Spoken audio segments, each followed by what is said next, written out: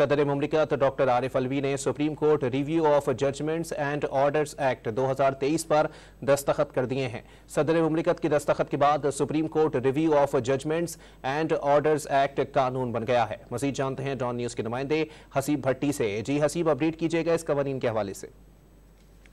देखिए, ये आज अटॉर्नी जनरल ने अदालत में जब ये पेश किया Review and Judgments and Order Act 2003 की कॉपी, जिसके ऊपर सदर के दस्तखत मौजूद हैं और उसके साथ ही बिल की कॉपियां भी 2 हैं, वो जो आज अदालत में पेश किए, जिसके बाद अदालत ने आज इस जो समाअत थी इलेक्शन कमीशन की रिव्यू की, इस हवाले से फिर मुलतवी कर दी और साथ ही ये हुक्म दिया कि चूंकि सदर इसके ऊपर दस्तखत कर चुके हैं और ये बिल बन चुका है, लिहाजा जो अदालत के सामने प्रैक्टिस एंड प्रोसीजर बिल का जो मामला है, जिसका समाअत जुमेरात को नहीं है, तो इस केस की समाअत भी जुमेरात तक मुलतवी कर देते हैं और एक ही मरतबा ये दोनों चीजें सुनेंगे और जिस वक्त तक उसके ऊपर फैसला नहीं होता, इस केस को रोक दिया गया है। जी, बहुत शुक्रिया हसीब भट्टी अपडेट करने के लिए।